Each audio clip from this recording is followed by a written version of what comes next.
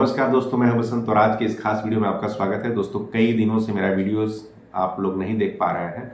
इसका एक रीज़न था कि मैं बीमार हो गया था और इस वजह से मैं वीडियो नहीं बना पा रहा था।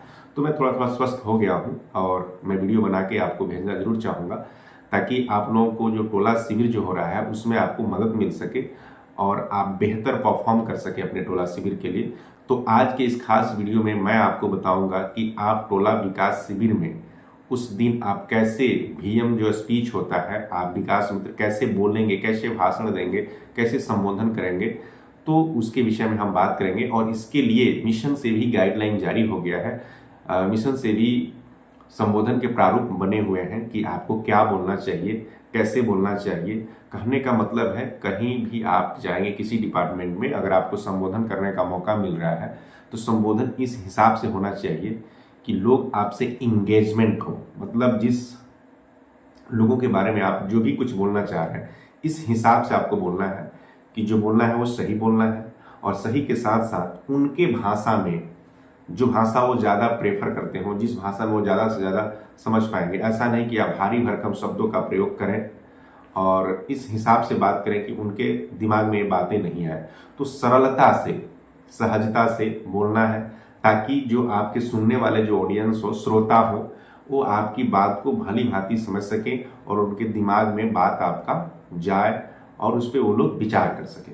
तो ऐसे संबोधन होना चाहिए। लेकिन आज जो हम बात करने वाले हैं, ये मिशन के द्वारा संबोधन का प्रारूप मैं पढ़ रहा हूं और आपको बता रहा हूं। इसके बाद मैं आपको बताऊंगा कि प्रारूप जो है संबोधन का, उसको पढ़ने के बाद देखिए, दो तरीके से आप संबोधन का प्रारूप आप संबोधन कर सकते हैं, स्पीच दे सकते हैं। एक तो होता है कि जो चीज़ें आपको दिया गया है तो उसको पढ़ करके आप पब्लिक को बताएं, आमजन को बताएं। और दूसरा होता है कि यही बात बताएं लेकिन अपने तरीके से बताएं। किसी चीज़ को याद करके बताना थोड़ा सा डिफिकल्ट है, क्योंकि आप उसमें से कुछ भूल सकते हैं। तो जैसे ही भूलेंगे आप अटक जाएंगे, आप खड़े रह जाएंगे, माइक आपके हाथ में है और आप वहीं खड़े के खड़े रह जाएंगे। आप आगे के शब्द आपको नहीं मिलेंगे क्योंकि आप याद करके आए हैं। तो याद तब तक रहेगा तब तक आप बोलेंगे। कहीं एक शब्द वहां से मिसिंग हुआ, कोई पूरा वाक्य मिसिंग हुआ, तो आप वहां अटक जाएंगे, बोल नहीं पाएंगे। तो वहीं से क्या करेंगे, अपना संबोधन आप खत्म कर देंगे, या आपके अंदर हकलाहट आ जाएगी, तुतलाहट आ जाएगी, हाथ पैर आपके कांपने लगेंगे, आप शर्मिंदगी महसूस करने लगेंगे कि क्या मुझे बोलना चाहिए था और हम क्या बोल रहे हैं। अब पब्लिक की निगाहें आपके तरफ होंगी और आप अब जिसके तरफ देखेंगे वो आपकी तरफ एक टक देखेंगे कि भाई क्या बोल रहे थे, क्यों अटक गए, क्यों रुक गए। तो इसमें क्या है ना कि आपका जो परफॉर्मेंस है, पर्सनल जो परफॉर्मेंस है, वो खराब हो जाएगा।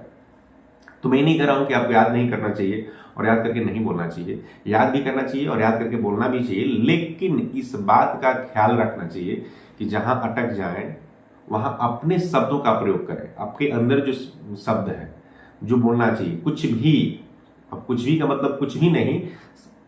एक कैंप जो हो रहा है, जो शिविर हो रहा है, उसमें उपयुक्त शब्द बोलिए। अब अनुसूचित जाति जनजाति के विकास से संबंधित संबोधन कर रहे हैं तो उसी संबंध में आपको बोलना है।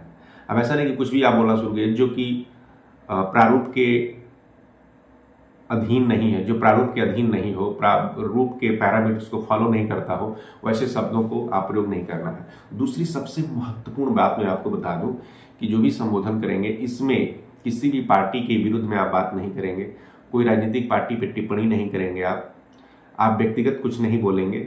जो प्रारूप है वही बोलेंगे, जो संबोधन के प्रारूप है उसी के हिसाब से आप स्पीच देंगे और कहीं टिक्का टिप्पणी वाली बातें नहीं करेंगे। यह पूर्णतः एक सरकारी कार्यक्रम है और आप सरकार के कर्मी हैं, तो उसी के हिसाब से आप बात करेंगे और जो सरकार की योजनाएं हैं उससे संबंधित आप बात करेंगे। तो चलिए, सबसे पहले तो मैं आपको बताता हूं और लेके चलता हूं कंप्यूटर के स्क्रीन पे और आपको दिखाता हूं कि संबोधन प्रारूप क्या है और उस प्रारूप के हिसाब से आपको कैसे बोलना है।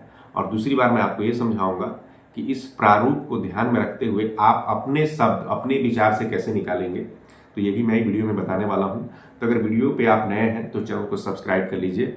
यदि सब्सक्राइब कर चुके हैं तो लाइक कीजिए, कमेंट कीजिए और वीडियो को ज़्यादा से ज़्यादा लोगों को शेयर कीजिए, ताकि उनको संबोधन प्रारूप समझ में आए और अपने विकास शिविर में, जो बाबा साहब डॉक्टर भीमराव अंबेडकर समग्र सेवा अभियान जो कार्यक्रम चल रहा है, उसमें खुद का एक परफॉर्मेंस दे, ताकि जो आपके श्रोता है, जो आपके ऑडियंस हैं, जो आपके अनुसूचित जाति जनजाति टोला के समुदाय के जो सदस्य हैं, वो आपसे इम्प्रेस हो सके और आप पे वो कॉन्फिडेंस रख सकें कि ये व्यक्ति हमारे पंचायत का, हमारे टोले का विकास मित्र है, ये हमारा अमुक कार्य को करवा सकता है, इसके अंदर कॉन्फिडेंस है, और ये सब आप पे भरोसा कर सकें।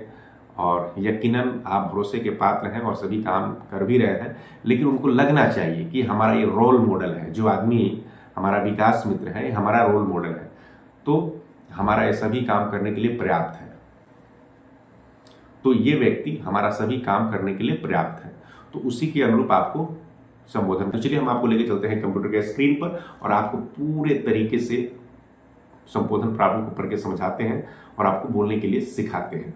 दोस्तों, मैं लेकर आया हूं आपको कंप्यूटर के स्क्रीन पर, जहां आपको दिख रहा है अनुसूचित जाति एवं अनुसूचित जनजाति विशेष विकास शिविर हेतु विकास मित्र का संबोधन प्रारूप। इस संबोधन प्रारूप को आपको भली भांति पढ़ लेना चाहिए, 1 बार 2 बार 3 बार 4 बार, जब तक आपको पूरा दिमाग में ये प्रारूप नहीं बैठ जाए तब तक आपको इसको पढ़ लेना चाहिए। तो चलिए आज हम आपको पढ़ के समझाते हैं।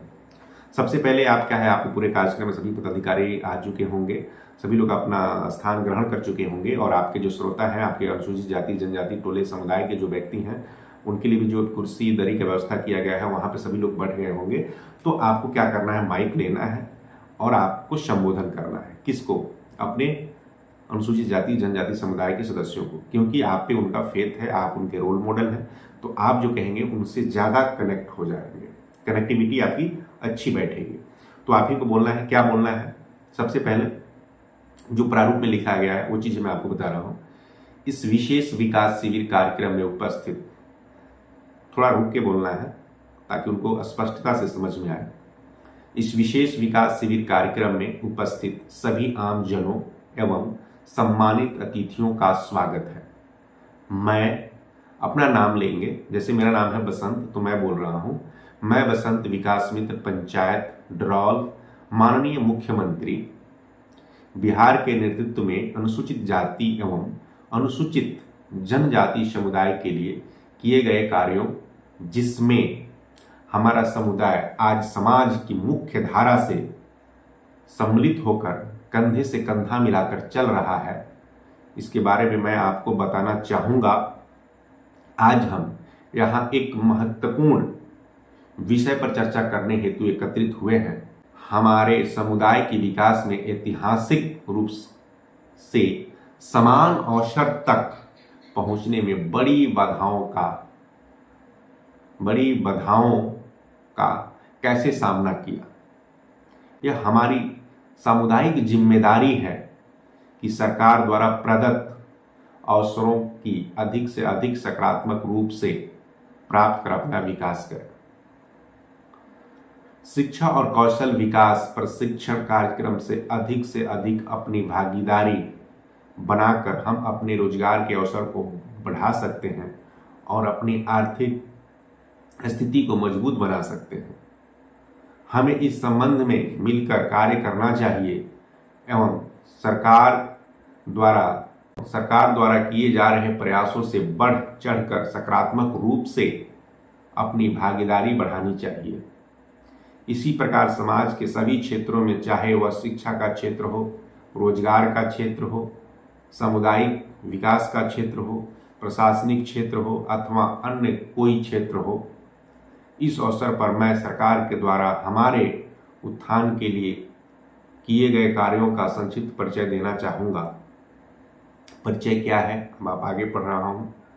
अनुसूचित जाति एवं अनुसूचित जनजाति कल्याण विभाग द्वारा शैक्षणिक उत्थान के लिए पूर्णतः निःशुल्क 91 आवासीय विद्यालय चलाए जा रहे हैं एवं 25 से अधिक निर्माणाधीन है।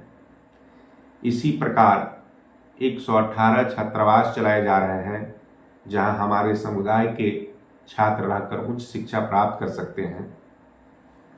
आर्थिक बाधाओं के चलते प्रशासनिक सेवाओं में हमारी भागीदारी काफ़ी कम रही है। सरकार ने इस तथ्य को समझा एवं एक नई योजना मुख्यमंत्री अनुसूचित जाति एवं अनुसूचित जनजाति सिविल सेवा प्रोत्साहन योजना चलाई। जिसके तहत प्रारंभिक यानी शुरुआती परीक्षा में उत्तीर्ण यानी पास होने वाले अभ्यर्थी को मुख्य परीक्षा की तैयारी हेतु आर्थिक सहायता दे रही है। इसे अब अन्य सरकारी सेवाओं के लिए विस्तारित कर दिया गया है। यह आर्थिक सहायता बीपीएससी प्रारंभिक परीक्षा 50,000 रुपये एवं यूपीएससी प्रारंभिक परीक्षा पास करने पर 1,00,000 रुपये है, जो हमारे समुदाय के लिए बहुत बड़ा आर्थिक सहायता है। इसी प्रकार सरकार ने लगभग 4500 से अधिक अनुसूचित जाति टोलों में सामुदायिक भवन सह वर्क शेड निर्माण कराया है, जिससे हमारे सामाजिक, सांस्कृतिक, बौद्धिक एवं आर्थिक गतिविधियों के आयोजन में हमें काफ़ी मदद मिली है। मुख्यमंत्री ग्राम परिवहन योजना, मुख्यमंत्री उद्यमी योजना के लाभ एवं आर्थिक मदद से आर्थिक स्थिति में काफ़ी सुधार आया है। बकरी पालन, मुर्गी पालन, भेड़ पालन आदि के लिए पशुपालन विभाग द्वारा हमारे समुदाय के हजारों लोगों को ऋण अनुदान एवं प्रशिक्षण दिया गया है, जो हमें आत्मनिर्भर बनने में एक बहुत बड़ा भूमिका निभाया है। इसी प्रकार आवास योजना, नल जल योजना, सामाजिक सुरक्षा पेंशन, खाद्य सुरक्षा योजना, मनरेगा जॉब कार्ड, शौचालय योजना, श्रम कार्ड आदि की कई योजनाओं से हमें विगत 20 वर्षों में लाभान्वित हुए हैं। इस कैंप में अर्हता प्राप्त छूटे हुए लाभुकों से भी विधिवत आवेदन प्राप्त कर उन्हें इसका लाभ दिलाया जाएगा। अतः अनुरोध है कि आप सभी इस कार्यक्रम में अधिक से अधिक लाभ उठाएं और इसमें सहयोग करें। धन्यवाद।